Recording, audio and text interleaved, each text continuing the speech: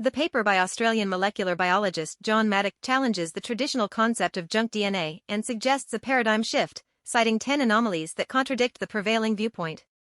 One anomaly discussed is the C-value paradox, where certain organisms with unexpectedly high amounts of DNA were initially thought to have genomic junk. However, Mattick argues that this excess DNA may have functional roles beyond protein coding, challenging the junk DNA paradigm. Repetitive elements, once considered genetic garbage, are highlighted as another anomaly. Mattick notes that transposable elements, TEs, are now recognized as vital components of gene regulatory circuits, debunking the notion that they are only remnants of parasitic elements.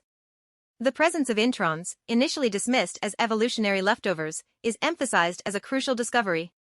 Mattick points out that RNAs produced by introns play a significant role in splicing exons and influencing the translation of mRNAs at the ribosome. The paper discusses the role of non-protein coding DNA in encoding enhancers, serving as transcription factor binding sites, and expressing long non-coding RNAs, lncRNAs, challenging the notion that only protein coding DNA is functionally relevant. Mattick concludes that the prevailing view, which considers only protein coding DNA as significant, is in crisis.